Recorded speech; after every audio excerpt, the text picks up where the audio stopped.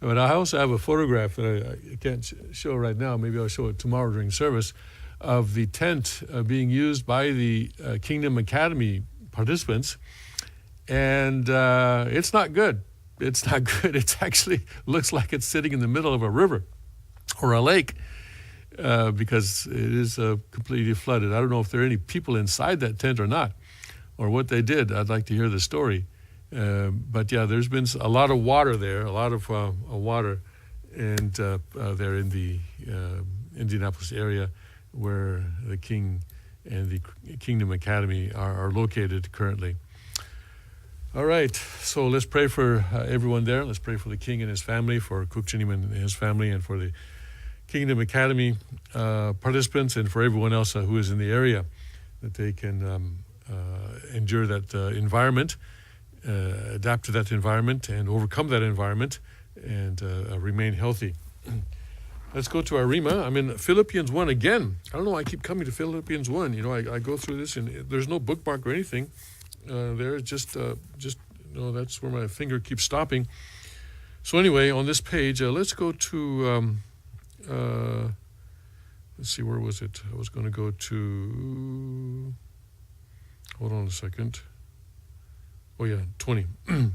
So this is chapter 1, verse 20. According to my earnest expectation and my hope, that in nothing I shall be ashamed, but that with all boldness, as always, so now also Christ shall be magnified in my body, whether it be by life or by death. According to my earnest expectation and my hope, that in nothing I shall be ashamed, but that with all boldness, as always, so now also Christ shall be magnified in my body, whether it be by life or by death.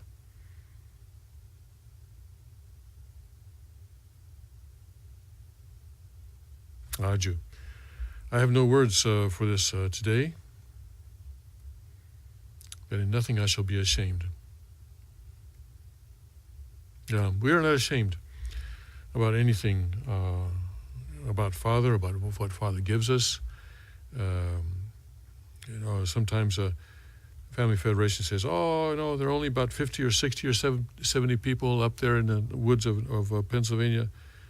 Of course, they're wrong about the number, but that's okay if they underestimate our actual size. That's not a problem for us. But whatever they say about us, we are not ashamed. Fundamentally, I am convinced, and I believe in True Father's ability to guide his Son, whom he has appointed as his successor and heir. And it is Father, isn't it, who chooses his successor and heir and inheritor. It is not chosen by election. It is not chosen by anyone else. It is True Father who does that, because he lives in the spirit world.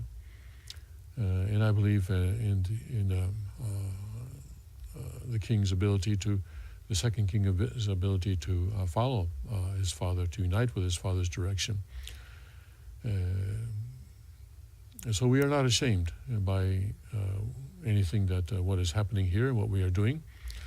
Of course, we are not sufficient, we are not enough, and we continually repent for our insufficiency and for what we may do wrong, and we ask for God's guidance in correcting us, and he does. We have grown a lot. I don't just mean in size, but we have grown a lot during the past 6 years in terms of our understanding of True Father and his tradition. Many of us have been going to the Word much more often and much more earnestly than we did in the past, myself included. And learning about Father's tradition, because suddenly we realized that a great responsibility has been placed on us to take up those traditions and to preserve those traditions and teachings, because so much of the church and the foundation that Father created has been taken away from him. So as the remnant that we are, we have a great responsibility. But we are not ashamed. We repent, and we understand that we are not enough, but we are not ashamed. That nothing in nothing I shall be ashamed, but that with all boldness, as always, so now also Christ shall be magnified in my body, whether it be by life or by death. And that is our hope. That is our prayer. That true Father, who is Christ. People in the Family Federation say, wait. Father's not Christ. He's Messiah. Well, Messiah and Christ are the same thing. One comes from Hebrew, one comes from Greek, but they are one and the same thing. All right? Just if you were to say, I don't know what like if you were to say, okay, this is not a book, it's a check. Or this is not a hong, it's a book. It's just the same word in different languages. So, he is Christ. Father is Christ. And our prayer is that he will be magnified in our bodies through us. We can be his tools, that our bodies can be his tools, so that he can be magnified, whether by life or by death. How we die is important. It's important how we live, but it's also how we die. People talk about retiring, and retiring in the sense of sort of retiring from the providence, sort of fading away. But that's very unfortunate. That's very unfortunate, because we need to work in God's providence in whatever capacity right up until the end. And I really respect our true mother for the way that she passed, because she, until she was physically no longer capable of doing so, was reading the Word, and she was studying English and reading the Word in Korean and in English, actually, but always having give and take with the Word, and magnifying Christ through her body. And she magnified Christ in life and in death. I visited True Mother's Wonjeon yesterday with my wife, and we prayed there. The Wonjeon itself, the sort of external construction, is still a project that is in process. The road to the Wonjeon, or the road and path to the Wonjeon, are not. Didn't appear to me that they are complete, but it is easy to find. I was afraid that I would have to go tracking through the woods in order to find the Wonjeon, but no, I was able to find the road quite easily, and it leads up to the Wonjeon. And so my wife and I prayed there. Yesterday, of course, was the 40th day following True Mother's Songhwa ceremony. Not the actual passing, but the ceremony of Songhwa, which took place on the 13th day for Songhwa. And yesterday was the 40th day following that Songhwa ceremony. And as I explained yesterday, the 40 days after the Songhwa ceremony are important because it's the period in which the person basically gets their bearings in the spirit world and finds their place. So now 40 days have passed, so we know that True Mother and True Father are established in spirit world, and they will be working together now in the spirit world, leading the providence in heaven and on earth. Of course, Father will be leading the providence. He is the central figure, and even within True Parents, he is the central figure.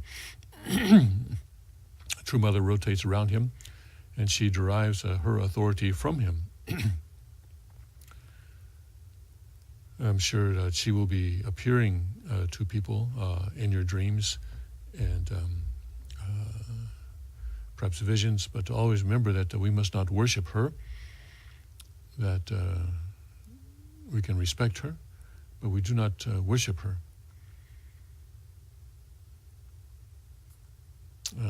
The King, I'm sure, will continue to emphasize that point. All right, let's go to our Cheonsongyong Rhema. which is on page 462 of the e-edition that I'm looking at.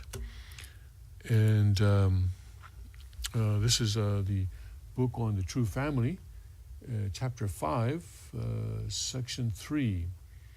Men and women absolutely need each other. Love is something you absolutely need, isn't it? Isn't that right? Human beings, a man and a woman, are an absolutely necessary element for love. Man needs woman and woman needs man. How much do they need each other? They need each other more than Korea, more than the world, and even more than God. Also, if there were no women, the entire human race would perish within 100 years. No matter how much man boasts of unifying the world, all would be gone within 100 years if there were no women. Therefore, women are absolutely necessary. Father spoke these words in 1969. Love is something you absolutely need, isn't it? That's the first sentence in this paragraph. And, of course, everyone needs love and everyone is seeking love. I think there was a popular song, pop song that said, seeking love in all the wrong places. And people do seek love in places other than God. And that leads to destruction, leads to the fall. Because Satan knows that everyone needs love. And so he offers illicit love, which can appear as though it is fulfilling, but it is actually destructive. Everyone needs love because that's the way God created us. God created us to need each other. God created men to need women and women to need men. Satan uses that as his weapon, and so we need to arm ourselves with the principle so that we are not led astray by illicit love. We have different types of love. As children, we experience the love of our parents, and the parents experience love of their children. And then as children grow, they eventually are joined in a holy blessing, matrimony, with a member of the opposite sex. And then we experience conjugal love. And also, prior to that, we experience the love of our fellow siblings. So there are different types of love that we can experience, and it is love is experienced in the context of the four great realms of Shimjong, four great realms of heart, as it has been called, but the four great realms of Shimjong. And remember that Shimjong is the irrepressible impulse in a subject partner, to impulse of heart in a subject partner, to invest love in an object partner in order to experience love and joy. And God created us with this irrepressible impulse. But if we are not careful, that irrepressible impulse goes in a wrong direction. And that is why we need the principle. We need God's teaching. We need God's word. We need God's commandment. And we are not created with a full understanding of God's word or His truth. It's something that we learn as we grow. It is something that our parents educate us in, and also something that we can study through the Word. Like Father said, that we will be studying both in this world and in the spirit world. He said we will have to study this Word eternally. No one is born with a full understanding of the truth, although there is one person who claims something different, but she is wrong. All right, let's go to the news. That's the Rhema. Those are the Rhemas for this morning. Okay, let's start here. Let's see, where shall we start?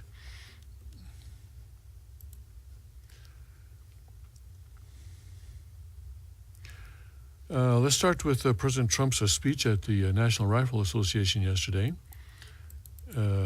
UN Arms Treaty NRA is the title, the subtitle of the link that I sent to the tech team, if they can get to it. And let's see here. Okay.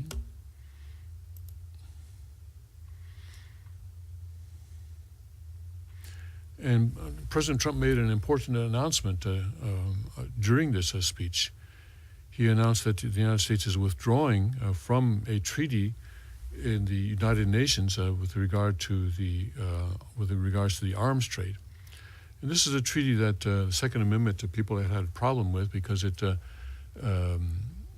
could require or would require the United States to keep a record of or a registration of all people with pistols or guns, firearms, and then to share that with other countries. So President Obama signed this, or had the United States sign it, but now President Trump is saying that he is withdrawing the signature of the United States from that treaty. Anyway, let's go through the Fox News story on this. President Trump announced Friday that his administration is withdrawing the U.S. signature from the UN's arms trade treaty in response to concerns from gun rights activists that it could impinge on Americans' right to bear arms. Under my administration, we will never surrender American sovereignty to anyone. We will never allow foreign bureaucrats to trample on your Second Amendment freedom, and that is why my administration will never ratify the UN trade treaty. Excuse me, I have some kind of a bug flying around here. Trump told an audience at the National Rifle Association's annual meeting in Indianapolis. I am officially announcing today that the United States will be revoking the effect of America's signature from this badly misguided treaty. We're taking our signature back, he said. Former President Barack Obama signed the treaty in 2013 and sent the treaty to the Senate for ratification. On stage Friday, Trump signed a notice to the Senate asking it to stop the ratification process and return the treaty to the White House, where I will dispose of it. I guess that means he's going to throw it in the wastebasket. The treaty seeks to regulate international trade in conventional arms, including everything from tanks to small arms, especially looking to prevent and eradicate the illicit trade in conventional arms and prevent their diversion. That's a quotation from the treaty, I guess. But while supporters of the treaty have argued that it could not infringe on Second Amendment rights, the document had long been opposed by the NRA, who pointed to the treaty's call for national record-keeping and for governments to share those records, and claimed that the treaty meant that U.S. gun policy could become the rest of the world's business and subject to its approval, on pain of trade restrictions if it doesn't meet international norms. Trump has been skeptical of both the UN and multilateral agreements and supported the NRA's concerns in his speech. By taking these actions, we are reaffirming that American liberty is sacred and that American citizens live by American laws, not by laws of foreign countries, he said. A spokesman for UN Secretary General Antonio Guterres, in response to questions about the U.S. move, said the treaty is, quote, the only global instrument aimed at improving transparency and accountability in the international arms trade. It is a landmark achievement in the efforts to ensure responsibility and to international arms transfers, the spokesperson said. This is particularly important in present times when we witness growing international tensions and renewed interest in expanding and modernizing arsenals. Under the Trump administration, the U.S. has pulled out of the Iran nuclear agreement and the Paris Climate Accord. It has also withdrawn from the controversial UN Human Rights Council, where the UN Human Rights Council is a joke because countries like Saudi Arabia are elected onto it. Other countries that are the worst violators of human rights are elected to serve on the Human Rights Council. It's a complete and total joke. From the controversial UN Human Rights Council and the UN's Educational and Cultural Organization, UNESCO, which is also a sort of a tool and arm of the leftist movement in the world. In a speech to the crowd in Indianapolis, Trump presented himself as a defender of Second Amendment rights, telling NRA supporters that it is an honor to fight by your side and promising to defend Americans' rights to carry guns. So that is the Fox News take on President Trump's speech at the NRA yesterday. By the way, I want to remind people, if you are in the Indianapolis area, that the Second King will be doing a book signing today from 10 a.m. to 11 a.m. at the Car Arms booth. And the Car Arms booth number is 6063. 6063 is the Car Arms booth, and he will be there at 10 a.m. Today, 10 a.m. this morning. So you may want to stop by there and say hello to him, or have a book. I think it's the Rod of Iron Kingdom book that he is signing and handing out there, or selling, or handing out there at the Car Arms booth. All right. Now, so there are other stories on the president's speech, but I think that one pretty well encapsulates it. But let's go now to the infighting within the NRA. There's some stuff is really coming out in the NRA, and there's a lot of infighting going on there. We'll have to wait and see what happens. The NRA is going to have a board meeting on Monday, and it looks like that board meeting is going to have some sparks flying. But here again, this is a Fox News. NRA executive, or I think he's the executive vice president, Wayne LaPierre, alleges Oliver North trying to force him out. It says here, Wayne LaPierre, the executive vice president and public face of the National Rifle Association, claims the organization's board president, Oliver North, is trying to extort him into stepping down as the gun rights group faces infighting and turmoil in its ranks. In a Thursday letter to NRA board members, LaPierre said North asked him to resign on Wednesday. North told LaPierre the NRA's longtime advertising firm, Ackerman McQueen, planned to send a letter to the board through North that would be, quote, bad for me, unquote, unless he resigned. And, quote, yesterday evening I was forced to confront one of those defining choices styled in the parlance of extortionists as an offer I couldn't refuse, the letter, which was obtained by the Wall Street Journal, read. And, quote, I refused it, unquote. He also wrote that North said the letter would not be sent if I were to abruptly resign, adding he stated that he could negotiate an excellent retirement for me. A lawsuit filed by the NRA against Ackerman last month claims the company overbilled the group and that North had a conflict of interest because Ackerman paid him. LaPierre accused North of having contractual and financial loyalties to Ackerman. So there's this fight going on between Wayne LaPierre and Oliver North.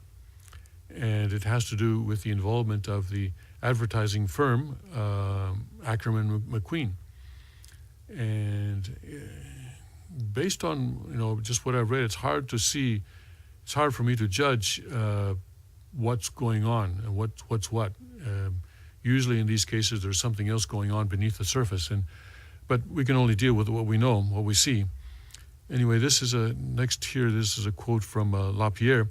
As you know, the NRA has, over this past year, taken steps to strengthen its efforts to document and verify compliance by our vendors with our purchasing practices and their contracts, LaPierre wrote in his letter on Thursday to the board. We've met extraordinary resistance from one vendor, Ackerman McQueen. Prominent members of the NRA board had grown dismayed with Ackerman because of its NRA TV service, the New York Times reported. They claimed it had dabbled in excessive content beyond straightforward advocacy for gun owners. North hosts an NRA TV series called American Heroes. On Thursday, North released a letter to the board saying he would appoint a special committee to investigate, quote, allegations of financial misconduct related to Mr. LaPierre, unquote, that have been made by Ackerman in the wake of the lawsuit, according to the Times. Neither North nor Ackerman responded to Fox News' request for comment late Friday. North, 75, a retired U.S. Marine Corps lieutenant colonel, was appointed president of the NRA in May 2018. LaPierre, 69, has been in his current NRA role since 1991, after joining the organization in 1977. LaPierre's accusations came as the NRA battles outside forces that criticize its vigorous efforts to protect gun rights and turmoil and infighting within itself. The 5 million member organization is currently hosting its annual convention in Indianapolis this weekend. President Trump addressed the members and executives Friday. This is, I'm not sure what is going on here, although it seems that this is not a good time for the NRA to be having divisions within itself. But at the same time, if there are problems within the NRA, then those problems need to be addressed. And if there are people who are causing those problems or are involved in those problems, then maybe those people need to be removed. I just hope that it can be done quickly and cleanly.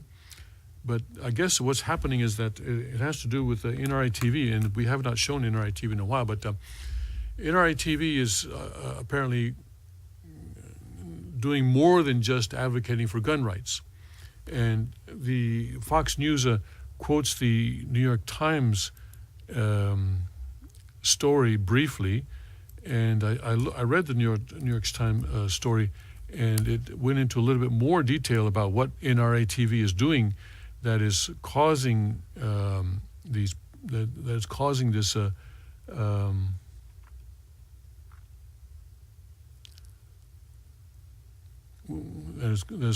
problem. Anyway, it's more than it's more than guns. It's let's see here. Okay, I don't see it coming up quickly, but here we go.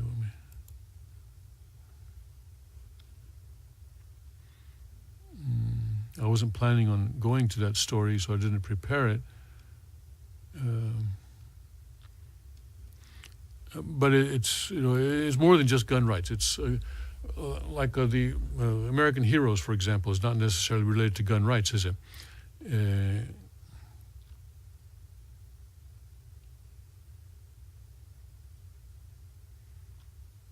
And it's other basically NRA TV is advocating conservative positions beyond gun rights. That seems to be the problem.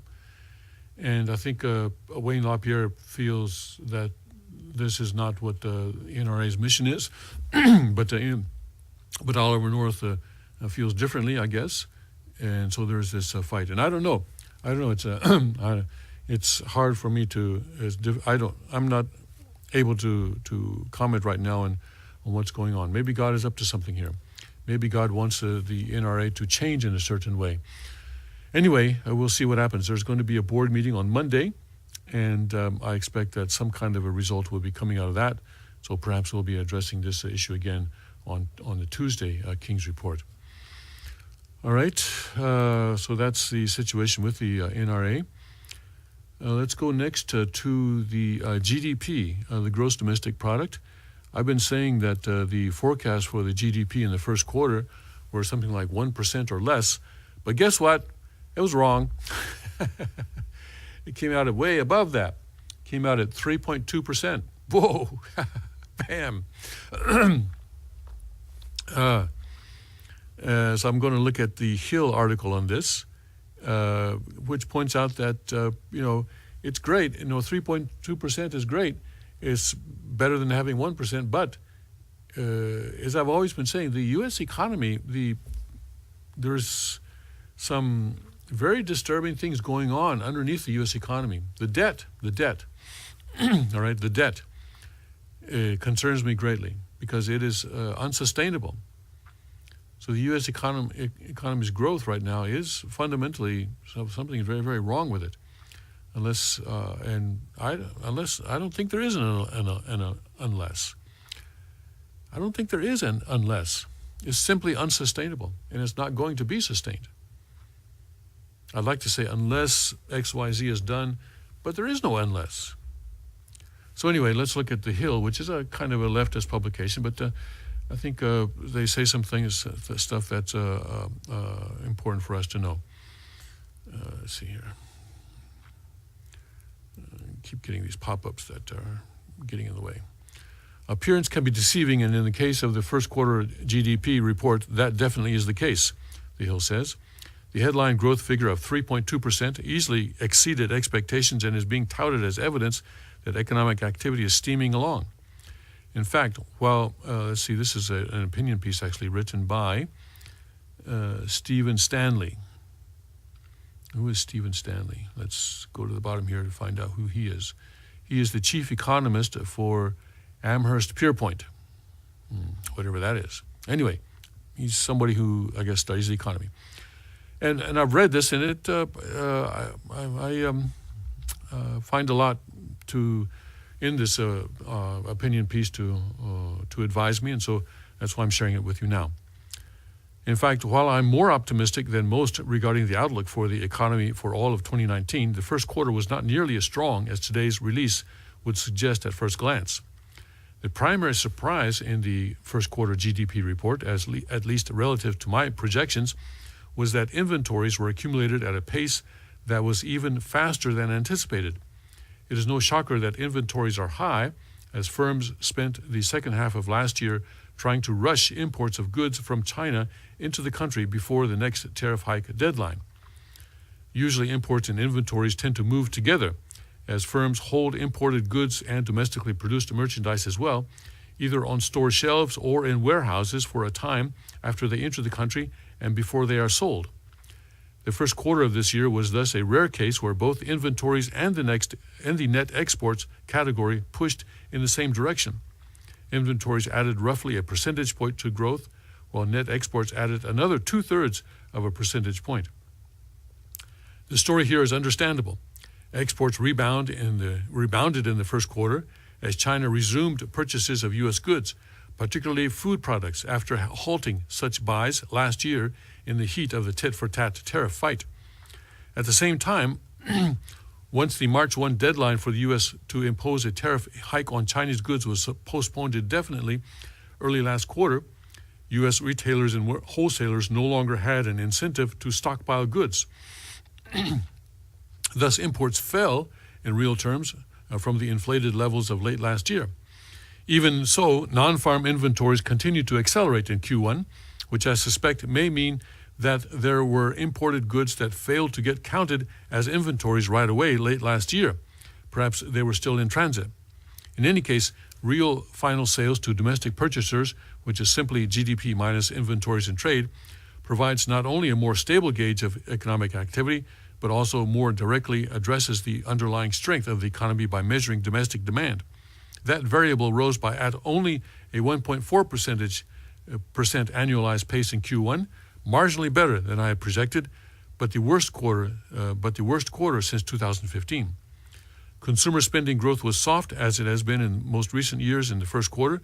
This year, there were plenty of excuses, including the federal government shutdown, the fallout from the tightening and financial conditions late last year, and rough winter weather. The good news here is that these problems had mostly dissipated by late in the quarter, and consumer expenditure bounced back violently in March, setting the stage for a nice rebound in the spring. Last year, real consumer spending rose by only 0.5% in the first quarter and then zoomed higher by 3.8% in the second quarter. This year, the 1.2% first quarter advance may be followed by another of almost 4%. Similarly, business investment was lackluster in the first quarter, registering a 2.7% advance, reflecting many of the same uncertainties that clouded the consumer outlook in January and February. However, the stage has been set for a spring pickup as an underlying gauge of capital goods orders rose in each of the first 3 months of 2019 after falling in the first four of the last 5 months of 2018. So, yeah, 3.2%, it's great, but there are factors involved in that, special factors, including the China trade and how that works and how tariff deadlines work and how companies may want to import stuff before the deadline, but then the deadline is extended, so then they breathe easily and they sell off the goods that they have, this kind of thing. So, so that's why we don't really get too excited about quarter-to-quarter numbers. We want to look at a year, or we want to look at a long-term trend. But at least so far, things are good, at least on the surface, at least on the short term. But remember what Alan Greenspan said, and I think this is something that we should always remember. We should just put it on our refrigerators or something, because Alan Greenspan said that while the short-term outlook is good, that in the mid to long term, the U.S. economy is going to, what did he say? Fade dramatically. That's That's a phrase that we should never forget. It's going to fade dramatically. Yeah.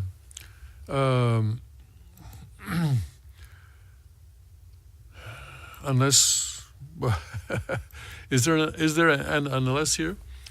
Well, by some, the Washington Post has an article this morning, which I didn't prepare, but I read about, I don't think I prepared that, did I? No, I didn't. About 5 myths regarding the debt. And one is that there's an about the debt. One is that one myth that the Washington Post points out is that the debt doesn't matter because it's issued in our own currency, or that we are borrowing from ourselves, this kind of thing. And they bust that myth and they go through. But one of the things that the Washington Post points out is that Social Security, Medicare, these types of expenditures are indexed to inflation. So we cannot even inflate the debt out of existence. All right? Some people have said that the Fed may try to inflate the debt out of existence. In other words, purposely raise inflation, because if you raise inflation, then the value of the dollar goes down, right? So then it becomes easier to pay off debt. But Washington Post points out that that doesn't work, because Social Security, Medicare, which are a huge part of the debt and a huge part of the government budget, are indexed to inflation. So if you raise inflation, then those Social Security is going to go up along with inflation. And so that you can't solve the debt problem that way either. So what are you going to do? Well, what we can do is hope for the best and prepare for the worst. I think that's really all that we can do. That's really all that we can do. I don't know when the bubble's going to burst, but all bubbles do burst. All bubbles do burst. And this is going to burst as well. But we cannot say when it's going to burst, just that it will burst. And so we need to increase our self-reliance, our families' self-reliance. Don't just be dependent on going to the grocery store every day or even every other day. Have a certain amount of food stockpiled so that if things go south, you and your family and your community can survive. And then also, I'm sorry, but you have to have the means to protect whatever you stockpile, because when things go south, they're going to go south. Other people are not going to stockpile, and they're going to want to take advantage of your stockpile. Yep. So, yeah, you're going to have to protect your family. You have to protect your family. So, be ready for the burst. Be ready for the burst. Alan Greenspan is not a fool. He is a smart gentleman. And if he says that the U.S. economy at some point in the future is going to fade dramatically, then we need to take that very, very seriously. All right, so let's not be popping any champagne corks over 3.2% in the first quarter. All right. Going down the line here, let's go to the California Belton Road. Well, we always knew that the left coast was left. And now they've come out, haven't they? California looks like is joining China's Belt and Road Initiative. Oh my goodness. Here their lieutenant governor is in China attending an international conference on the Belt and Road Initiative. All right. This is a Breitbart story, a Breitbart news story. The Chinese Communist Party has been pressuring the United States to abandon its criticism of the Belt and Road Initiative and join the International Infrastructure Project. California heeded that call on Thursday by sending Lieutenant Governor Eleni Kounalakis, I guess you pronounce that? I don't know, I'm not from California, to the Belt and Road Forum in Beijing, where she planned to talk about climate change and urge participants to prioritize the issue and consider how the Belt and Road Initiative can drive positive action for this global threat. Well, the Belt and Road Initiative is an integral part of Xi Jinping's plan to make China the preeminent superpower in the world by 2050. And California is wants to be a part of that.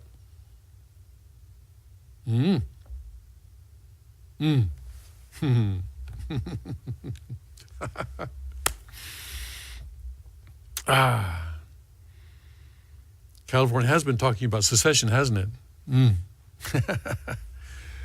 My goodness. The People's Republic of California, yes, the PRC. California heeded that call on Thursday, okay? The South China Morning Post hilariously chose to illustrate its article and Kunalaka's speech to a global warming panel at the Belt and Road Forum with a photo of smog-shrouded Chinese smokestacks belching pollution into the sky. Above the caption, the U.S. politician praised China's efforts to set up an emissions trading scheme to help tackle its notorious pollution problem. What China has attempted to do is no small feat. This is a quote from Kunalakis' speech. When fully operational, China will have the largest emission trading market in the world. This Kunalakis gushed about the Chinese plan. According to Kunalakis, California has signed several memorandums of understanding with China. California has signed several memorandums of understanding with China and built up a partnership based on the shared principle of fighting climate change. So I guess California has its own foreign policy. I thought there were laws against that. But anyway, used to be that only the federal government would conduct foreign policy, and disagreements within the United States would stop at the nations at the ocean. But that's no longer the case. In September last year, China and California held a 3-day summit. It sounds as though California is already a separate state, a separate country. China and California held a 3-day summit in San Francisco to discuss the issue with the endorsement of Chinese President Xi Jinping, who sent a personal message of support to the governor at the time, Jerry Brown, the South China Morning Post reported. China is the world's coal juggernaut, as the New York Times pointed out in January, and it cheerfully ignores any and all pledges it makes to reduce pollution at its convenience, secure in the knowledge that no California politician or climate change activist group will grow vocally upset with it. As the New York Times explained, China has immense coal reserves and a huge appetite for electricity. The Chinese government does not even live up to its own internal regulations for reducing emissions, never mind what it promises to gullible Westerners at international meetings. Chinese methane emissions actually increased tremendously between 2010 and 2015, even as the climate change movement was swooning over Beijing's eco-sensitivity. Coal consumption continued to grow in 2017 and 2018 at a slightly slower pace than the big boom in the first half of the decade. China is also busy building coal plants in other countries, offsetting much of its domestic restraint and becoming the world's leading financer of coal projects. The Belt and Road Initiative is unquestionably exporting pollution and carbon emissions throughout Asia and especially Africa. All of this is being done despite the expressed wishes of citizens in Belt and Road countries for cleaner energy, and polls amusingly described as wake-up calls for authoritarian China and the cash-hungry ruling elites of its partner nations. A few BRI projects have been scuttled due to environmental concerns, but energy costs are rising in China, and the math behind BRI is shaky enough as it is. China's current plans call for developing between 300 and 500 new coal power plants by the end of next decade, and it has a habit of quietly restarting dirty projects after collecting green accolades for shutting them down. Beijing will not jeopardize the entire project to placate environmentalists. It knows it does not have to. So China is not worried about saving the planet. China is worried about becoming the preeminent superpower by 2050. But just as the left will ally with Islam in order to destroy Christianity, it will also ally with China in order to pursue its political goals. China's state-run Global Times on Friday used the Belt and Road Forum as an opportunity to urge the United States to set aside its criticism of the initiative and join in. Quoting from the Global Times here, ever since it kicked off 6 years ago, the BRI has always welcomed the U.S. to join. It was the U.S. that refused to accept the BRI and has attempted to forge ideological opposition to it. Although the U.S. has intentionally ignored the benefits of the BRI, the benefits that the BRI could bring to U.S. companies, American entrepreneurs are keeping a clear head. According to the South China Morning Post, the U.S. industrial giant General Electric has partnered with Chinese companies to tap the business potential via the Land and Maritime Silk Road Initiative. Moreover, CNBC reported American companies like Honeywell, Chubb, and Waters had looked at the BRI as an opportunity for business growth. As the world's second largest economy, China is willing to lend a hand to other countries in progressing via cooperation. In a sense, conceptually, China has slipped itself into American clothing, which the U.S. itself has discarded. This is what they are saying.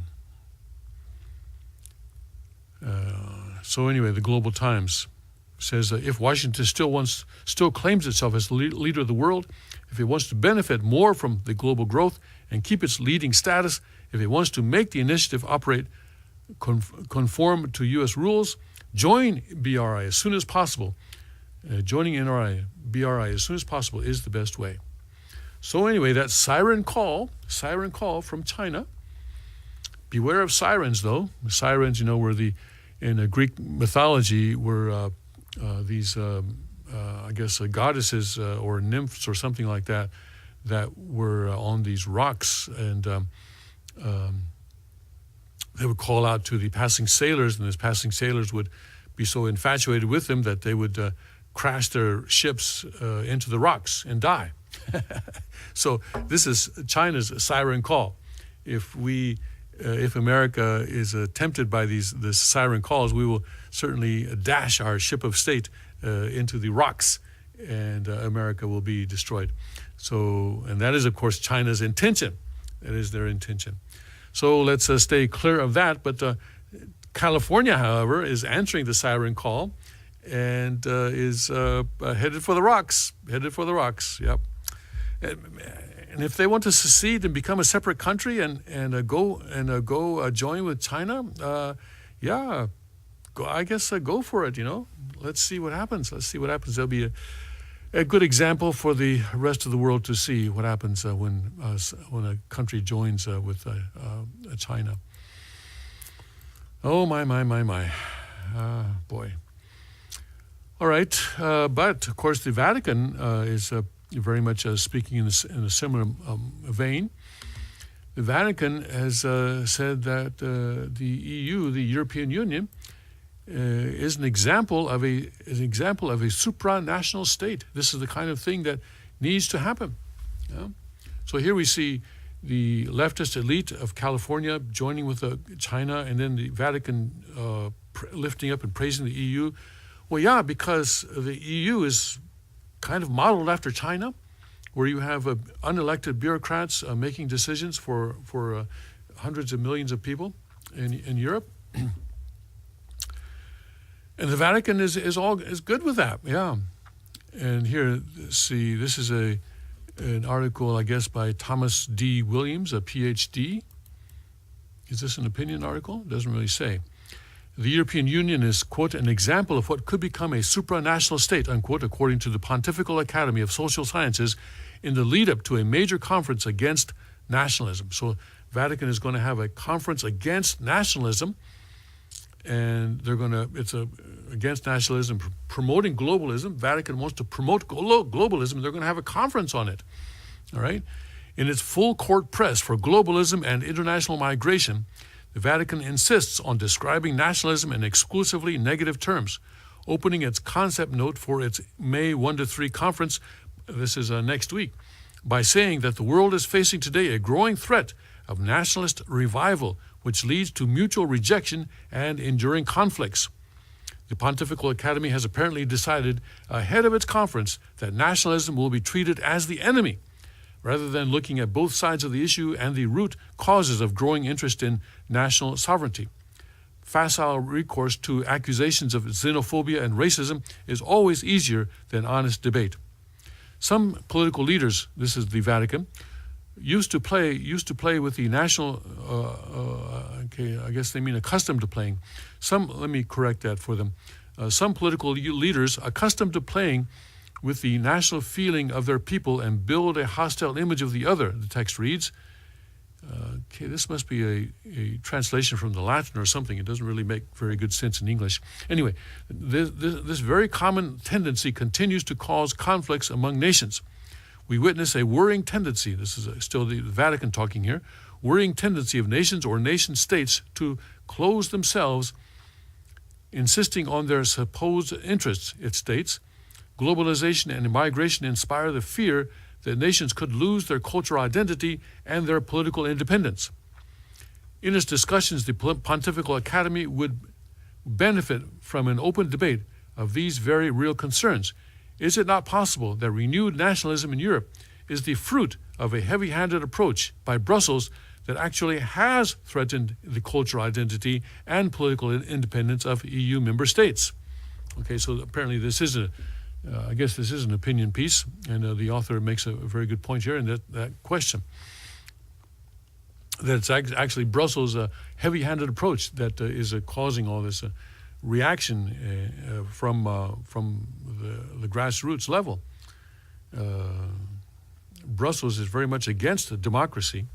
They are very much in favor of the idea that there must be an elite ruling class. That was the aristocracy, wasn't it? The aristocracy was the elite ruling class in the past, and now EU wants to have an elite ruling class today. And of course, people are going to react against that. It is very undemocratic. The EU is very undemocratic. And so, but people are created with the desire to be free. Anyway, the Vatican continues, in the present stage of its development, humanity disposes of all possible technical means to organize itself in a cooperative and peaceful way, the text declares, in thinly veiled code for a shift toward supranational governance. Yet the minds are still shaped by stereotypes of exclusion of the other. Anyway, so this is a conference that's being held by the Vatican next week, and it is going to attempt to promote globalism. Vatican is a full force behind globalism. We can see that, and this is why the Catholic Church is not a church.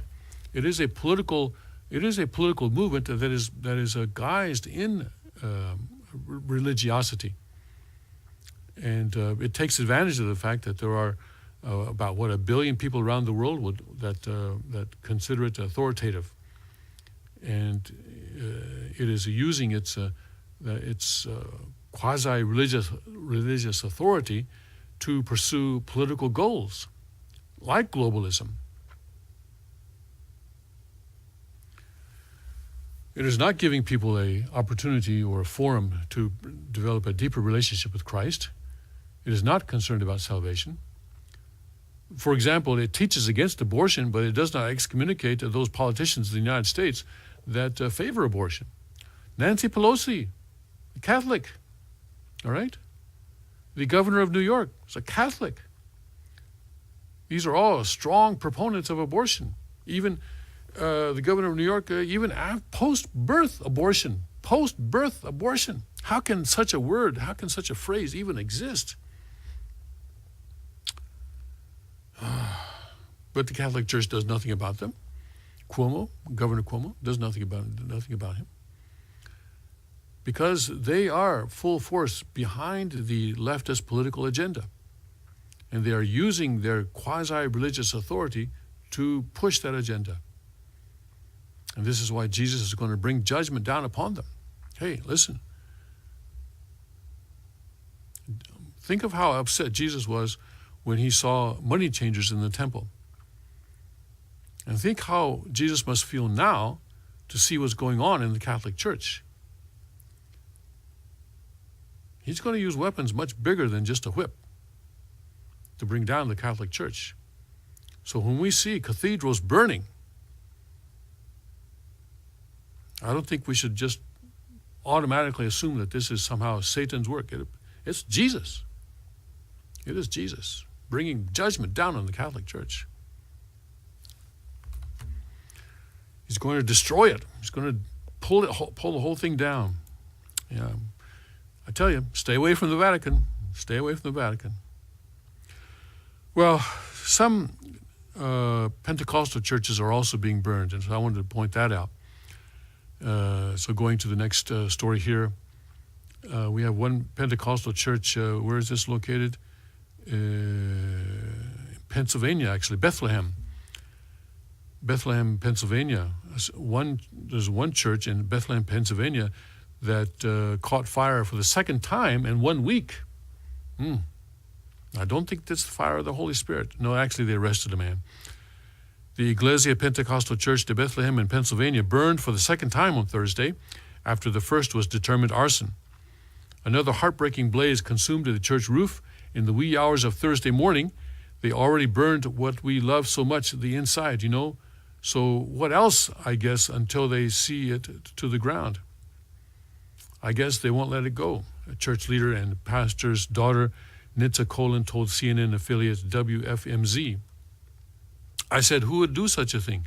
I mean, what else can they burn in the building? The previous fire began just 2 days before, early Tuesday morning, in the church's sanctuary. After a brief investigation, the Bethlehem City Fire Marshal determined that it was deliberately started. The motive, however, remains unclear. Wilmer J. Ortiz Torres, of 43, a former member of the parish, was arrested Friday for arson, burglary, and trespassing, according to WFMZ. Bethlehem Police Chief Mark DeLuzio said Torres may have had personal issues with the church. No injuries were reported, and the second fire burned itself out before firefighters could arrive to extinguish it. A police statement confirmed that the Bureau of Alcohol, Tobacco, Firearms, and Explosives would be assisting in the investigation and had offered a $5,000 reward for information before an arrest had been made.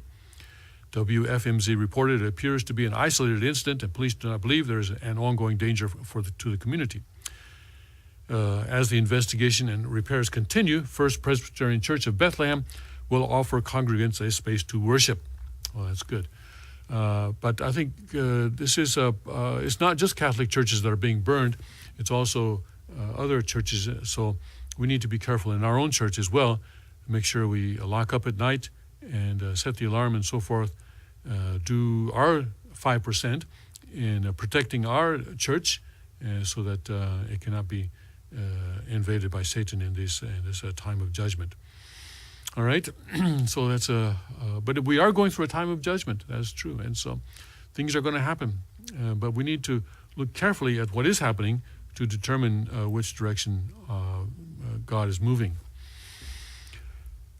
Okay, so there's a story here in the Philadelphia Inquirer this morning about attacks on Christians. But let's take a break before we go there, and I'll see you in about 5 minutes.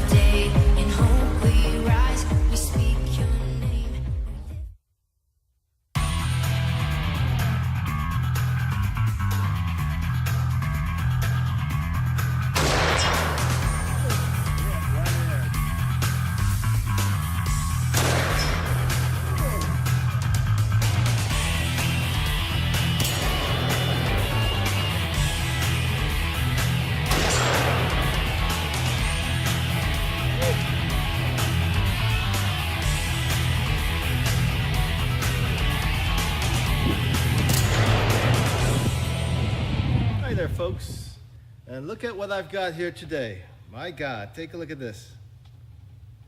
This is a BFR in 454 Casull with an octagonal barrel, magna porting, micarta grips. And look at that, it even has my initials on it, JM. Look at that thing of beauty, my God. Pop open the cartridge insertion door, and look at that cylinder spin. the finest revolvers in the world.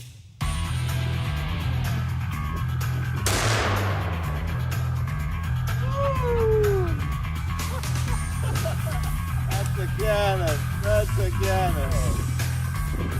Oh, man.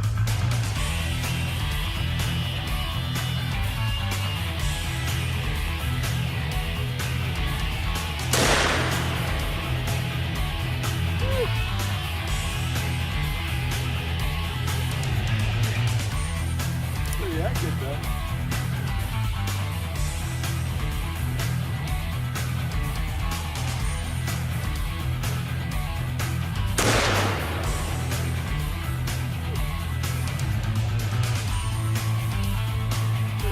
Target.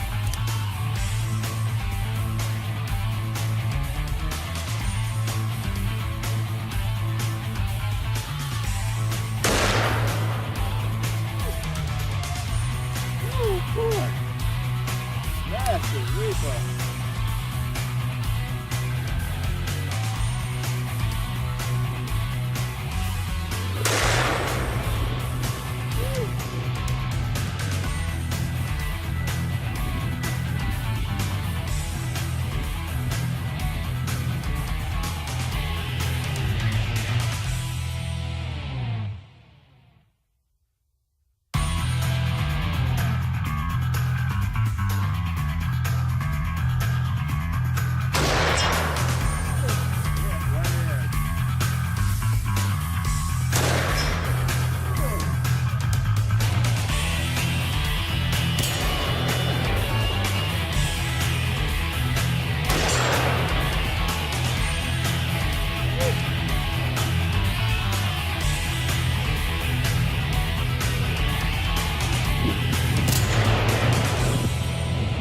Hi there, folks.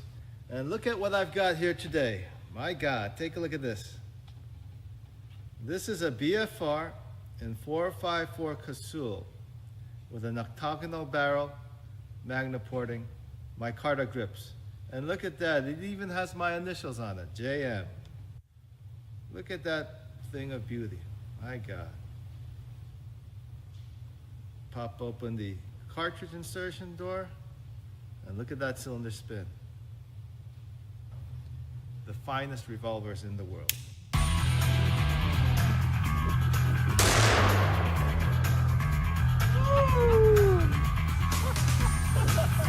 That's a cannon. That's a cannon. Oh, man.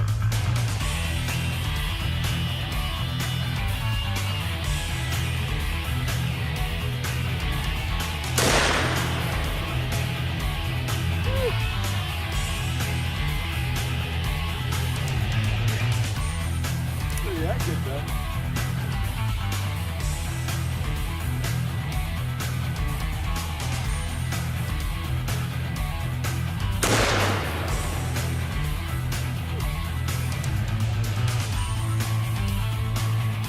Target.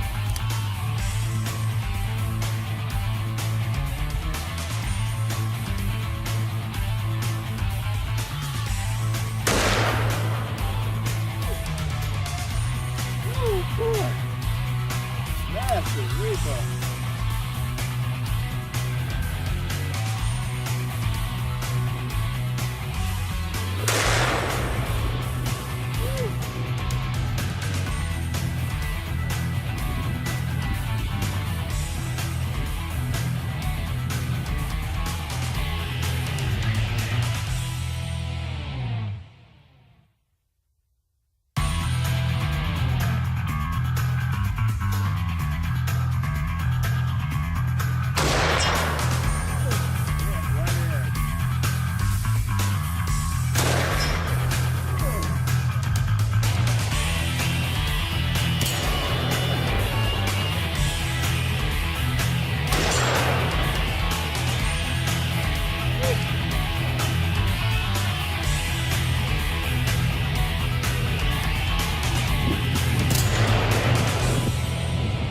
Hi there, folks.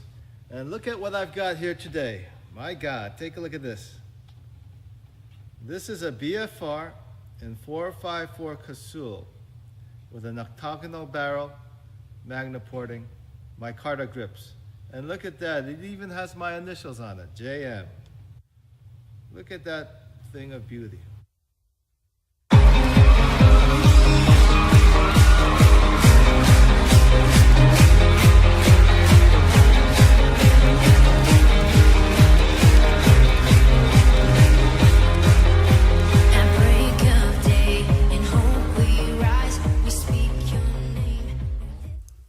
And welcome back to the King's Report for Saturday, April 27th, 2019. Tim Miller sitting in for the second king of Cheongguk, Hyungjin Moon. And as the judgment against the Catholic Church by God and Jesus Christ continues, I think it's important to make a distinction between the Catholic leadership, the Catholic organization, and the people who are in that organization and worshiping. Just as we make a distinction between the Chinese Communist Party and the people of China, in similar distinction, the people in the Catholic Church, you could say, they are seeking a relationship with Christ. They're trying to, even though they're being misled, they're seeking a relationship with Christ. Even though their organization, their leadership is thoroughly corrupt and thoroughly non-religious, as I said, as we pointed out in the last article, the Catholic hierarchy is actually a political organization that is using its quasi-religiosity to pursue the leftist agenda in the world, the globalist agenda. They're even holding a conference on globalism for the express purpose of promoting globalism at the Vatican next week, May 1 to 3. So I want to keep that distinction in mind as we go through this next article that's in the Philadelphia Inquirer. This was posted yesterday. At least it's on the Philadelphia Inquirer website, and it's an opinion piece by someone named Christine Flowers. It's titled, "Let's Be Honest About the Persecution of Christians in Sri Lanka and Beyond." And she says, after hundreds of Roman Catholics were killed in an Islamist terror attack last Sunday, Hillary Clinton tweeted out the following: "On this holy weekend for many faiths, we must stand united against hatred and violence. I'm praying for everyone affected by today's horrific attacks on Easter worshippers and travelers in Sri Lanka." The phrase Easter worshippers seemed strange, especially since former President Barack Obama had used the exact same phrase when tweeting out his own condolences. The attacks on tourist and Easter worshippers in Sri Lanka are an attack on humanity. On a day devoted to love, redemption, and renewal, we pray for the victims and stand with the people of Sri Lanka. That was Barack Obama's tweet. I chalked it up to that foot-and-mouth disease that afflicts some progressives when they try to talk about religion. I was willing to move on from Clinton's statement until I recalled her tweet after the assault on 2 mosques in New Zealand. And this is what Clinton said then: "My heart breaks for New Zealand and the global Muslim community. We must continue to fight the perpetuation and normalization of Islamophobia and racism in all its forms. White supremacist terrorists must be condemned by leaders everywhere. Their murderous hatred must be stopped." That's when I got angry, Flowers says. The death toll in Sri Lanka dwarfs that in New Zealand, and I say that not to diminish the horror of the assault on innocent Muslims, but to point out that Clinton didn't take the Easter Sunday massacre as an opportunity to decry, quote, "the normalization of anti-Christian hatred and racism in all its forms," unquote. She didn't condemn Islamic terrorists. She didn't demand that their murderous hatred must be stopped. She just said that on a holy weekend for, quote, many faiths, unquote, we need to stand against, quote, hatred and violence, unquote. Some people reading this won't see anything wrong with her comments. Some people will take issue with the fact that I'm using the death of innocent people as an occasion to play politics. But I have a problem with the way Clinton, Obama, and others were so quick to commiserate with Muslim victims in New Zealand, and before that, Jewish victims of the Tree of Life Synagogue in Pittsburgh, and before that, the African-American victims of Mother Emanuel in Charleston, but had a difficult time finding the explicit words to talk about how Christians were murdered in Sri Lanka. I'm sensitive to the issue because I've spent the last few months in immigration court defending Christians who have been persecuted in other parts of the world. Just this week, a young Honduran evangelical who received death threats every day for 6 months and who was assaulted outside of the church where she preached, was granted asylum by a compassionate immigration judge. It might seem counterintuitive that Christians are in danger in Christian majority countries, but there are no geographical limitations when it comes to hate. However, there is an unwillingness in the West to acknowledge that Christians are an endangered species. As John Allen observed in Crux, an online newspaper that focuses on news related to the Catholic Church, conversation about anti-Christian persecution has gone through several phases of denial, fueled by suspicion in some cultural and media circles that anti-Christian persecution have been ginned up by conservative Western Christians looking to win sympathy for socially unpopular positions on matters such as homosexuality and women. To me, this statement resonates as I considered Clinton's tone-deaf tweet. Consciously or not, she sees Muslims, Jews, and other minorities as victims and as a blind spot when it comes to Christians. She's not alone. Language matters. So the next time a church goes up in flames or people are massacred in church pews, let's stop using euphemisms like Obama's attack on humanity. Let's be honest. It was an attack on Christians. And certainly Flowers is correct in pointing out this bias against Christianity by people like Barack Obama and Hillary Clinton and other people on the left, and that how they see Muslims and Jews and other people of other religions as victims, but Christians as oppressors. So that is why the left is allying itself with Islam in order to bring down Christianity in the world. But at the same time, Christianity that failed to unite with the Messiah is going through a judgment period. So it's sometimes confusing, but we need to be careful about how we interpret these or understand these individual events that go on. Let's see. Next, I want to go to an article about Poland. How Poland is saying that the LGBT agenda is a threat to their nation, identity, and existence.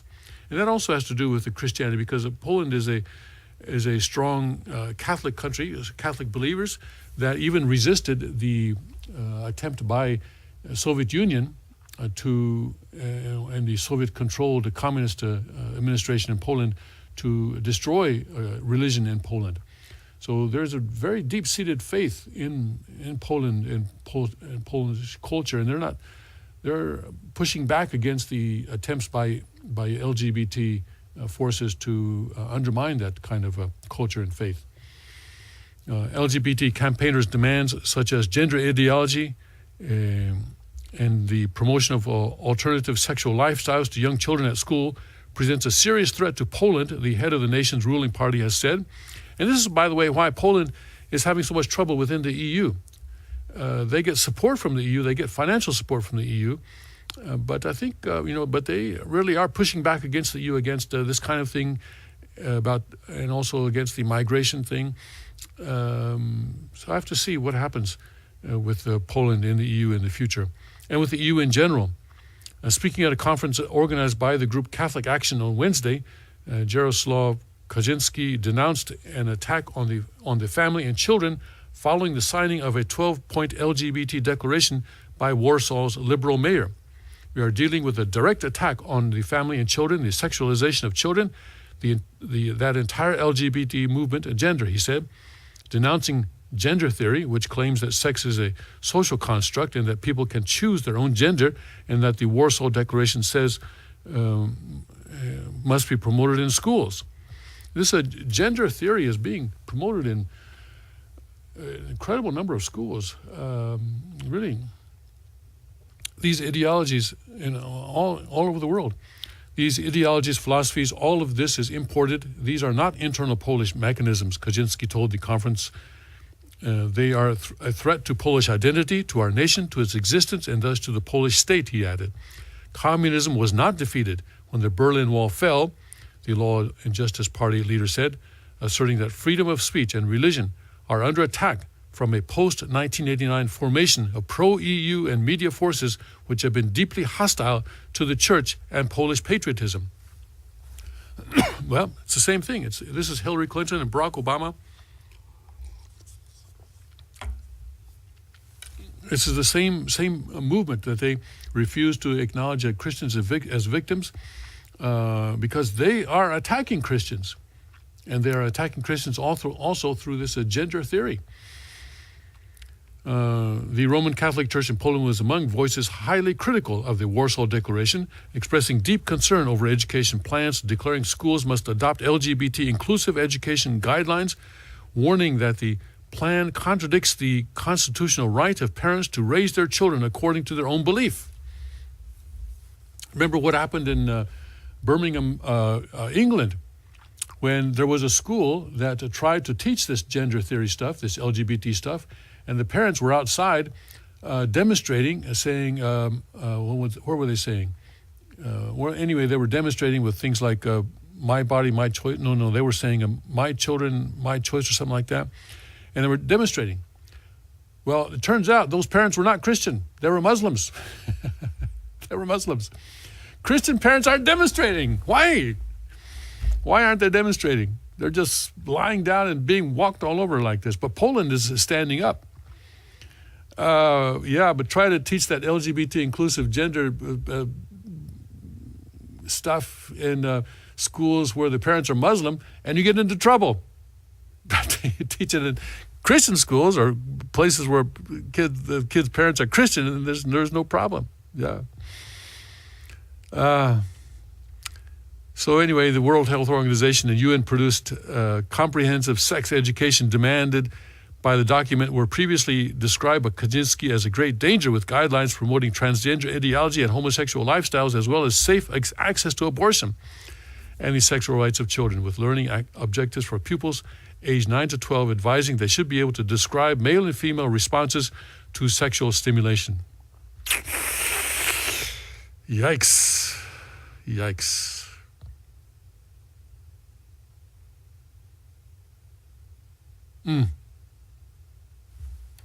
Yikes. And what is this? When is this? Let me just check this article. I just saw the headline on Breitbart.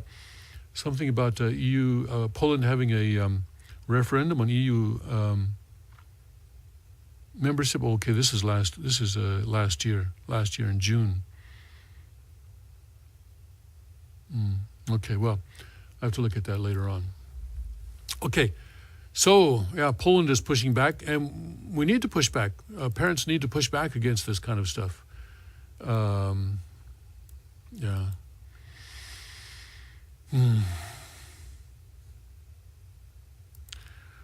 Okay, let's see. Switching gears now to one last story before we take a break. Plastic. You know, every time I drink water out of a plastic bottle, I do feel guilty. I do feel that I'm doing something wrong because plastic doesn't really get recycled all that well. And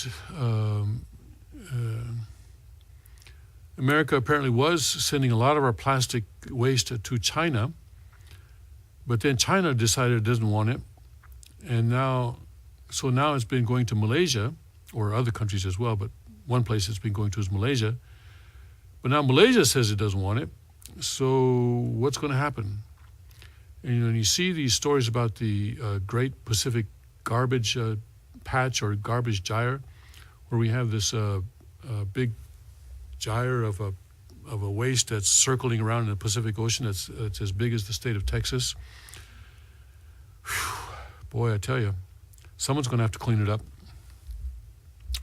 This is a story out of Malaysia on CNN.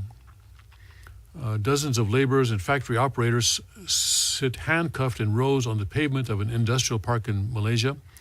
They've been detained in a government raid on an unlicensed plastic recyclers as the country seeks to curb growing illicit industry. It's illegal, Yao B. Yen, Malaysia's Minister of Energy, Science, Technology, Environment, and Climate Change, who attended the raid, had invited journalists to watch. It's against the Environmental Quality Act because they do not have licenses and they are polluting. And Malaysia is cracking down on opportunists who are trying to cash in on China's decision last year to ban plastic waste imports. and so forth and so on. And a lot of it comes out from outside Malaysia. So then they go into this story, this background about how there's no magical land of recycling. You know, we put things in recycling bins, and we watch the garbage trucks take them away, and we think they're being recycled. But apparently there's a lot more than that. This man says, or this person says, actually it's a woman, says there's no magical land of recycling with rainbows and unicorns. It's much grittier than that. She says she's talking in Berkeley, California, at the center's plant where laborers wearing protective aprons and work gloves sort through a grimy procession of metal and glass refuse that clatters along a conveyor belt. Burke says that the recycling of paper, tin, and aluminum saves a ton of energy and natural resources, but approximately 40% of non-bottle mixed plastic that his organization gathers is not recycled, either because it's made from plastics that are too costly or hard to process, have been contaminated with food or other materials, or there simply isn't a market for that type of plastic. Therefore, this plastic goes directly to landfill. Borg said that it's because he cannot find a destination that can recycle the plastic without causing additional harm to the environment. We would much rather see them in a landfill than being exported to a foreign country where we don't know what the final destination will be, Borg explains.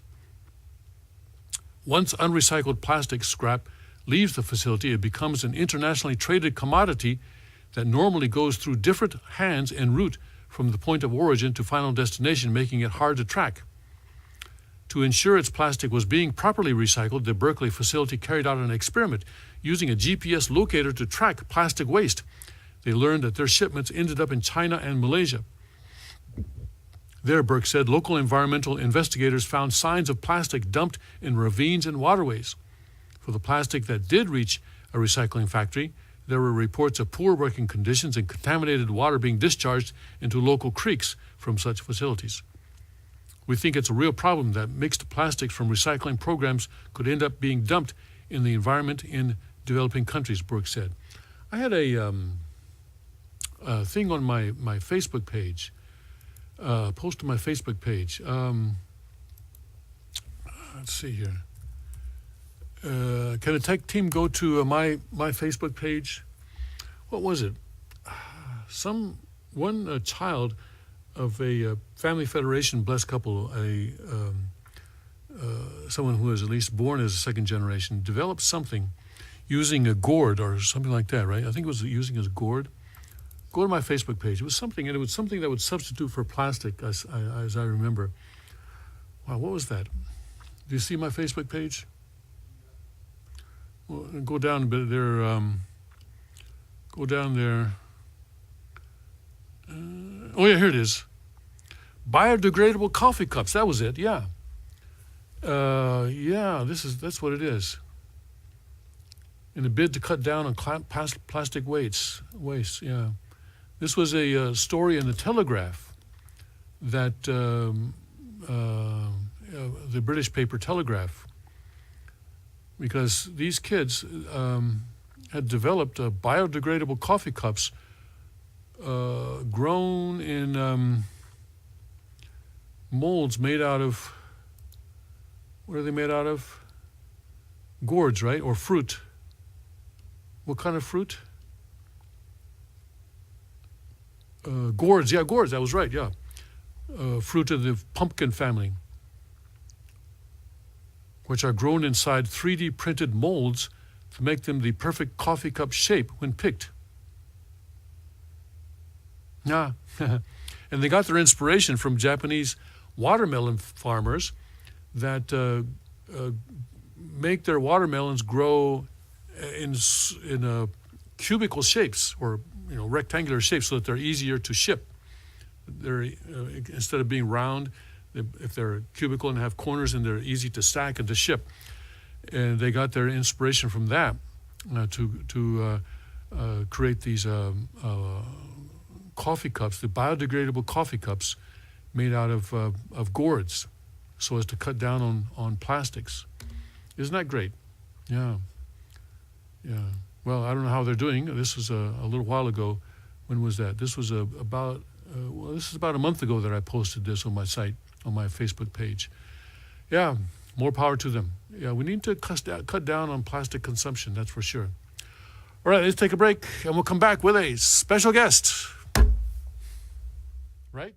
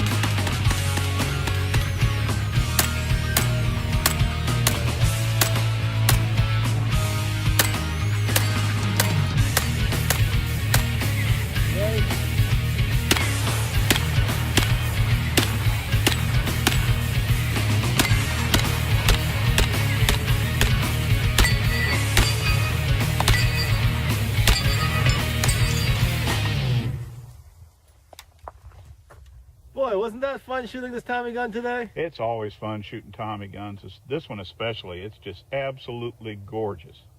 All polished and chromed up. It really looks like $1 million. Yeah.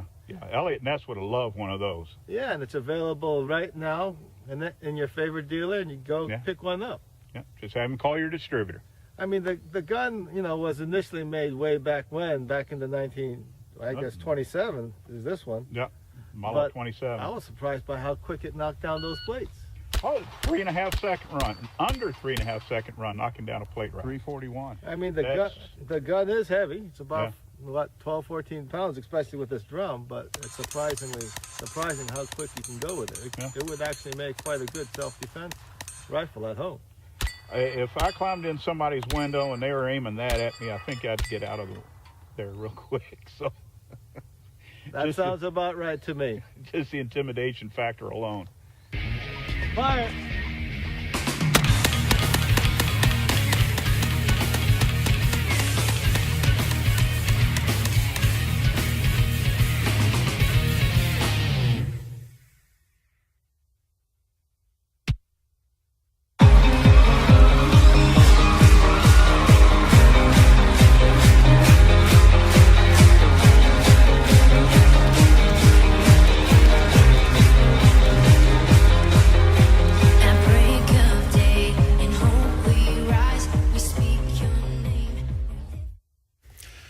And welcome back to the King's Report for April 27th, Saturday, 2019.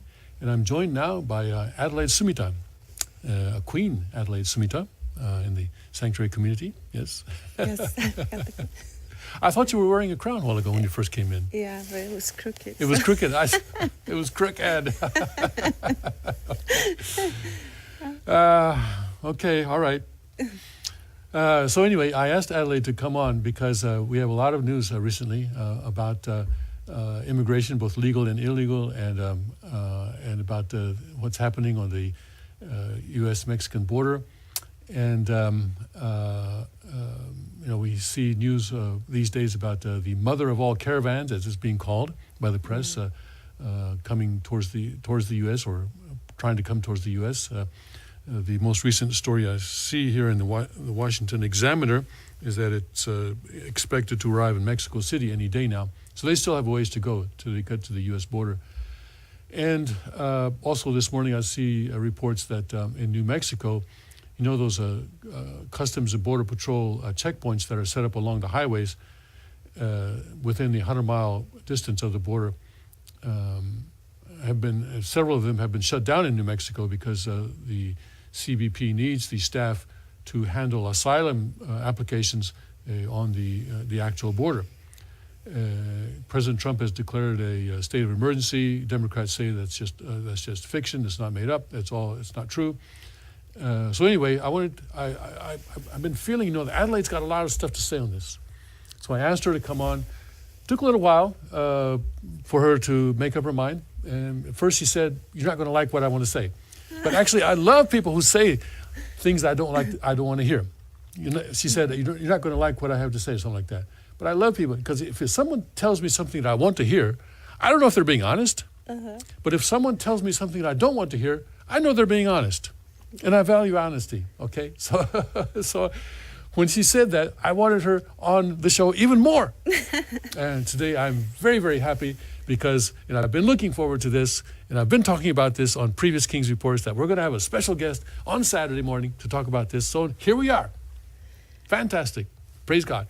Adelaide, Okay. what can you tell us? Well, the reason I didn't think you or anybody in the United States probably wants to know what I have to hear is because people has generalized from the, I guess, beginning of these caravans. People has put all the whole group of illegal immigration together, which illegal immigration has always been happening, I guess, in the United States from the beginning of the United States. I guess at the beginning it was legal to come here, right, without being a citizen of the United States or without a visa.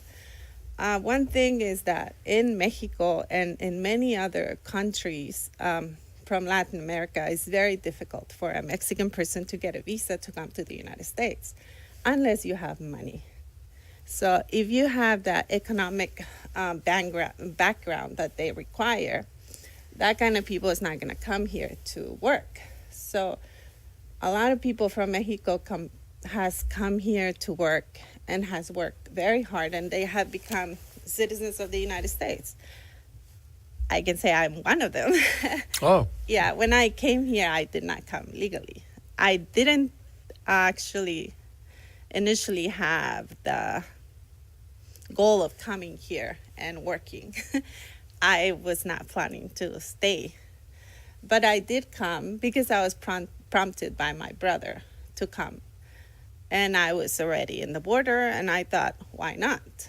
I was young and crazy, I guess. And I thought it was easy. So I came. I joined the church and I stayed.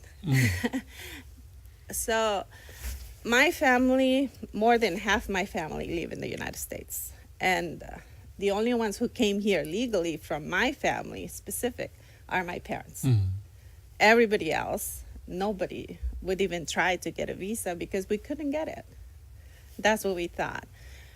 In the past few years, my brother did try to get a visa. He owns a business in Mexico, or at least they put the whole business, which was a group of my cousins and him, they own a company. And they put everything on his name so he could show some economic stability so he can come here. But even like that, his visa was denied. We don't know why. But in my family, there's no criminals. So not all illegal immigrants are criminals. A lot of them are law-abiding citizens. But I do understand the concern from people. Now, aside from that, I do agree that the caravans are dangerous, because that to me that's a totally separate topic. But I noticed that most Americans put them together, and that's the part I don't really like. The reason it's different is because these people, I believe, they're being coached to come here and demand. There's a lot. I've been checking the Spanish news, because I thought maybe like that I could get more information on how these caravans are being formed, because there's a lot of information. There's many different versions. Some people say that it's Soros. Some people say that it's people who wants to tear down the United States or tear down Mexico. And I think it might be a mix of everything. The one thing I did find, and it was interesting, is that looks like United Nations is involved. I think that's pretty obvious. I don't know if they are the ones getting the people from the beginning, but when the caravans are forming and when they're going through Latin America, there's in a lot of pictures you can see the people wearing the vests with the UN logo in Yeah. the back. So, The Human Rights Commission. right, the Human Rights Commissions. And these people, I think, are different because when, I don't know if I could say normal illegal immigrants, but when most illegal immigrants come to United States, like I said, they're coming to work. And they don't come expecting anything. When you come here, you already know that you're not going to be given anything for free. You're coming to work. And but these people have a different mindset. I've seen interviews that they are giving them, and they complain about the food. They're being fed 3 times a day, and they still complain about the food. I saw one old man that he was commenting that their human rights were being violated everywhere. Their sleeping conditions were not good. They were getting them up too early to feed them breakfast. So I think that's ridiculous. So. Well, thank you. Yeah, just to give my family's experience, my great-grandfather came to the United States in 1866, the year after the end of the Civil War. And, of course, at that time, there were no such thing as a passport, no such thing as a visa. Basically, you just bought a ticket and got on a ship. And my great-grandfather actually came as a boy alone. He was an unaccompanied minor, I guess he would be called today. He was the only person on the ship with the last name of Elder. So I don't know the story of how he happened to do that. But he came and he worked in coal mines and somehow survived, and then later seems to have gone back to Scotland and then brought more of his family, more of his relatives later on, after, I guess, establishing some kind of an economic foundation here. But I think there is a difference, isn't there, between 1866 and 2019. That in 1866, the United States had just finished a civil war. A lot of people had died, a lot of men had died, and the U.S. was trying to catch up with England and others on the Industrial Revolution, because of the war, that Industrial Revolution had been delayed in the U.S. So there was a huge demand for labor in the United States, and basically, it was come one, come all, and people were just coming in. Today seems to me like a different situation where the Democratic Party is certainly, and the left is certainly trying to use this migration thing as a way of fundamentally changing the demographics of the United States. Figuring, although I understand that today, in polls say that 30% of Hispanic voters actually support Republican Party or support President Trump. But still, there is an assumption within the left and the Democrats, I think, that the more people they can bring up from Latin America, the more the more votes there will be for the left, and the more votes there will be for increased welfare and increase in the size of government. Would you agree with that? Yes, I do. I agree with that. I think over the years, it's true that I've met more and more Hispanic people. It's like, but I think it's not only Hispanics, it's just become corrupted. And that, I think that goes back to the family unit, that they are starting to rely more on government help for everything. And that's, I think, how can I say it? It increases the laziness of the people, you could say that. They expect the government to provide more, and therefore they grow up with this mentality of deserving everything. Everything has to be given to them. But like I said, it's not only among Hispanics. And I do think the Hispanics and the blacks are targeted. I don't know why, but it's different now. The family unit is different, I think, especially here in the United States, from what it used to be before.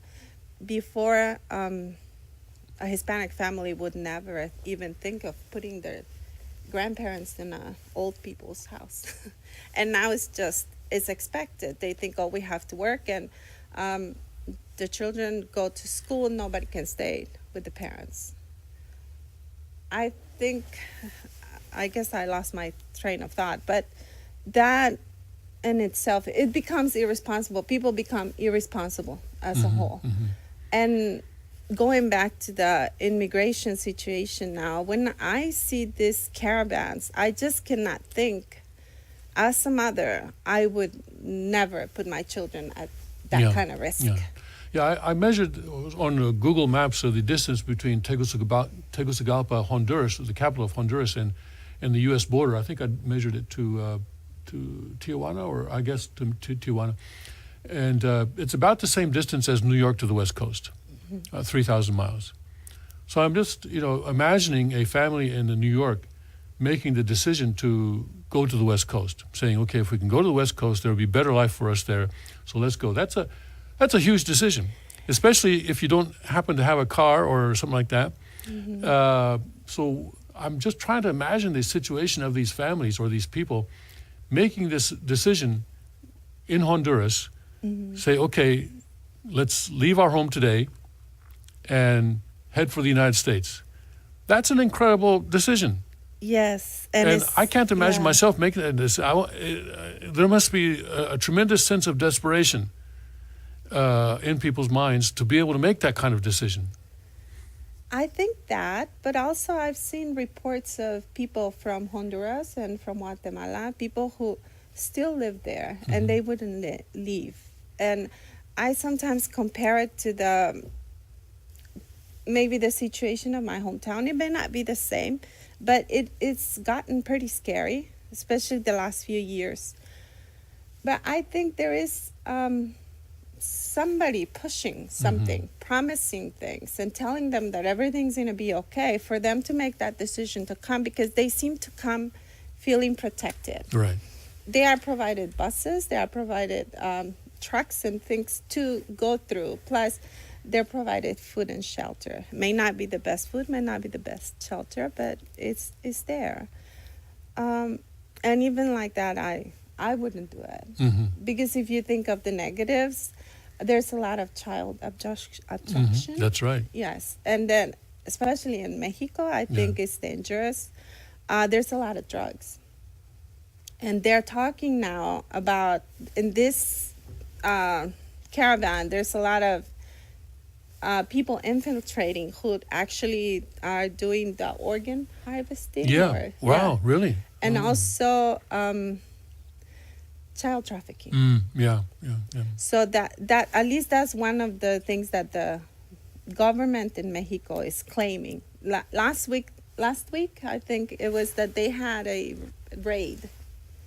And they captured 270 people and put them on a bus. That was on one raid. And I didn't get to see if that they were taken back all the way to their country of origin, or if they This raid happened in Mexico? Yes, in Mexico.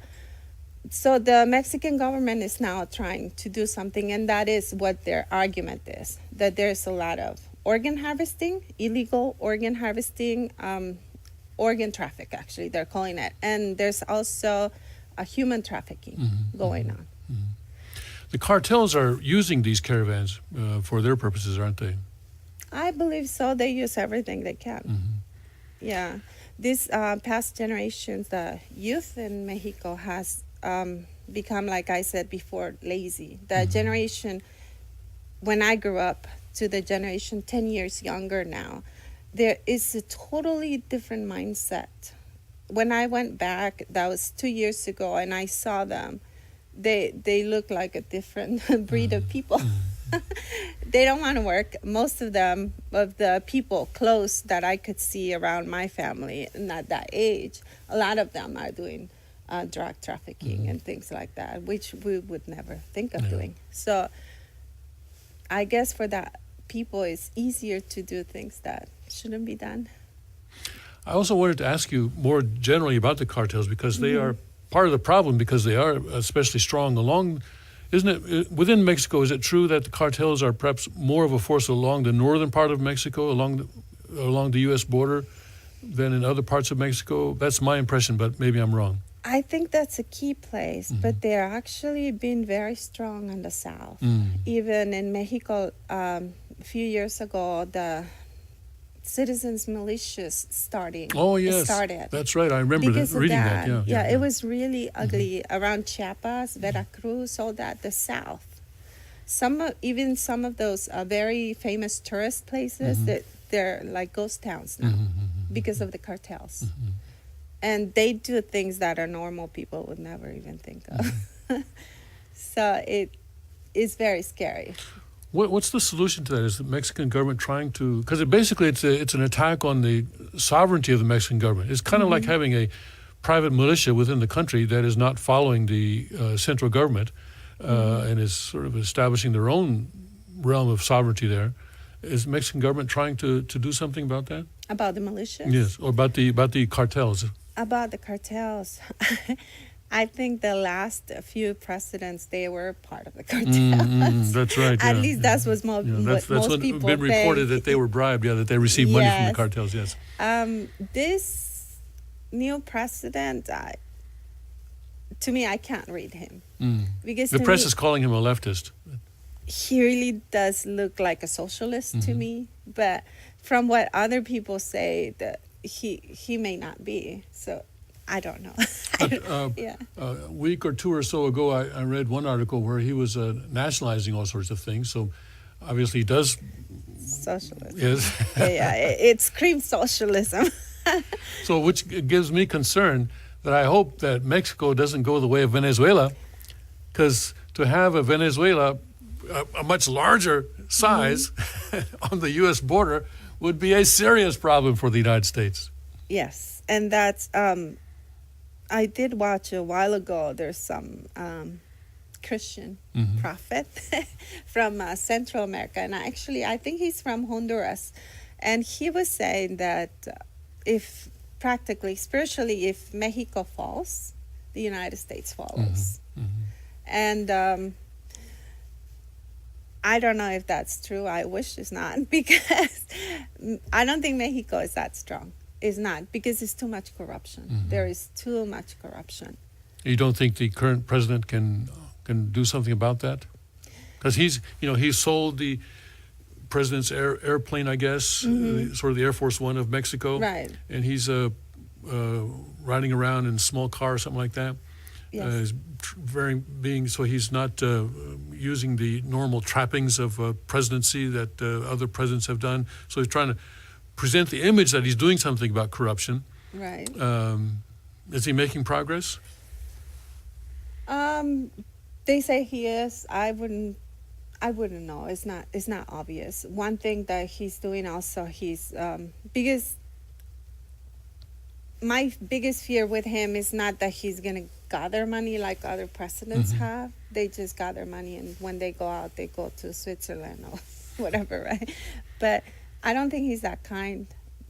But he is leaning towards socialism a lot. So I don't know if becoming a socialist country will help the corruption. I think it doesn't. Well, it doesn't, because then you have one sort of a class of small elite that is well, they say that the state owns the means of production, but actually means that this elite owns the means of production, like we see in China or in Venezuela. The elite are doing fine. The elite they don't have any problem. They're having their parties and everything. It's the people that are having to scavenge the garbage cans in order to survive in Venezuela. Right. I hope we don't see that. But as these caravans come up, more and more sort of people are gathering at the U.S. border who get that far but then cannot come in. Tijuana, for example, I think there's a lot of people like that, and in other places. So that would seem to be gradually an increasing destabilizing factor for those areas of Mexico. Yes, a lot of people in Tijuana are complaining about that. It's Tijuana's never been beautiful from what I know, but now it's really terrible, the conditions, and it's actually, and also unsafe. There's a lot of rape going on, a lot of robbing, thievery. Yes, thievery. So that's one thing, But also, as they come up, they trash the cities wherever they go. It's if the government does not send a crew of people to clean up, yeah, that place is completely trashed everywhere. And the thing is, it's not only people. I was looking at reports that there's not only Hispanics, not only from Central America, but there was a big group of people from Cuba joining like 3 weeks ago. There's also people from Haiti and people from Africa. Yeah, I read that. A lot yes. of Africans are coming. Yeah. And they didn't say anything about the Middle East, did they? No, they didn't, but I did see a report that there's also people from the Middle East. Yeah. But that report was from somebody who went to visit Texas border and Arizona border. They said they're finding those prayer mats around. And they have something that, to me, that was one of the most shocking things. They call them the rape trees. And they find, he said, the media is not paying attention to that. A rape tree. The rape tree. I'm almost afraid to ask what that is. Well, the name says it, I guess, but it is a horrible situation. He says that they already, it happens often enough that already the personnel and immigration identifies those places as rape trees. He said they usually find a woman or a young girl chained up, dead, and a lot of condoms around the tree. So I don't know how that works, but I don't even want to think about it too much. And so much evil going on in the world. Yes. So much evil. But that's I don't know the solution for that. Okay. So you've told us that, it's difficult for people in Mexico to get legal visas to come to the United States. Right. But at the same time, we see a need for more orderly entry into the United States, don't we? Yes. We see that the bad people are taking advantage of this situation to traffic children and women, and as you said, organ harvesting as well, trafficking of organs as well, and of course using this as a way to bring drugs into the United States. Of course, there's a problem there with the demand for drugs in the United States is a problem, and also the demand for trafficked children and women in the United States is a problem. So there's a problem on both sides, but there is a need for more orderly entry into the U.S. I can see if it's getting out of hand. I would say that at this point it's reasonable to stop entry. Stop entry? Yes, but because President Trump, President Trump has said, okay, I'm going to close the border. Right. I'm going to close the border. What would happen then? Well, he would close the legal borders, but people who is doing human trafficking and organ trafficking and drug trafficking are not coming through the border. So that's not the crossing you want to close. That's a good point. He would be closing the legal entry points. Exactly. Yes. The illegal entry points would still be open. Yes, and those are the ones we need to close, I think. At least at this point, I think it is an emergency. And when there's a state of emergency, I think everything becomes different. You have to do things that you wouldn't do in an otherwise normal situation, right? So I don't think it's possible to issue visas for that many people or to even process that many people that's coming. You can't possibly already even the Mexican government is saying they cannot process that many people. Right, yeah. So they're just letting them through at the south. And now they're talking about putting a south wall. But what they did agree to do, and that was 2 weeks ago, I believe, is to, that thing has a name, to secure, that's like the narrowest part in Mexico, to secure that part with the federal police. Right. Yeah. There's also been talk of doing something in these Honduras, Guatemala, and El Salvador, where I guess most of these people are coming from. Actually, in the caravans, not many of them are actually from Mexico. Is that right? That's They're mostly right. from these three countries that are to the south of Mexico. And there was talk about, okay, U.S. will, at one point, saying the increase foreign aid, but then President Trump cut off foreign aid. so it's wondering about But, my feeling is that something should be done to help people stay at home. Because if possible, I'm sure those people would rather stay in their homes rather than make this dangerous trip, very long and very arduous trip. And even though they've been given promises, there's no guarantee that they'll get into the United States. And even if they get into the United States, well, maybe some of them already have networks. They already have family in the United States, but still there's a lot of uncertainty there. Probably if they were given a choice, if everything were equal, they would rather stay in Honduras or Guatemala or wherever they are. So to help them establish their own situation there, if it's dangerous, then help them have tools for self-defense. That's correct. Yes. That's true. But I think that's my feeling, Yeah. Rather than throwing money throwing money at them is not. Foreign aid often goes into the corruption, often causes corruption. Right. But this can fight corruption. That's my feeling. I don't know. Maybe I'm not so well versed, but that's what I feel about to help them establish their sovereignty in their own place. Then maybe they will be more motivated to remain. Because people are attached to their local neighborhoods. They have a lot of. They grew up there. They have family there, but they want to leave that to come to the United States. But as I said, I think it's misinformation. Somebody is really encouraging them. Yes, with false giving information. them misinformation. Exactly, and that comes from your human rights. I see. They have to do it, and I think part of it has to be a lot. Of course, they have to be able to defend themselves. But they need to have the right information. Right. They have to know that it's not what they think it is. I'd be interested to hear what they're being told. Are they being told, just go to America and everything will be free? Is that what they're being told?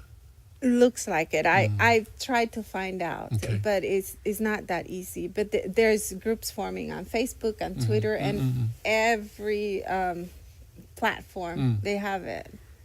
Yeah. So. Okay. Well, Moses took 43 years to cover a distance that today we can cover in a car in 2.5 hours. Right. But that was a trip, and this is also a situation. Well, thank you very much, Adelaide, for coming on. Thank you. And I hope to have you on again sometime. Anytime you want to come on, let me know, and we'll make time for you. Okay, thank you very much. I loved everything you said, by the way. There was nothing there that I didn't want to hear. Thank you. Thank you very much for being here, and thank you all for joining us this morning. And God bless, Godspeed, and may His kingdom come.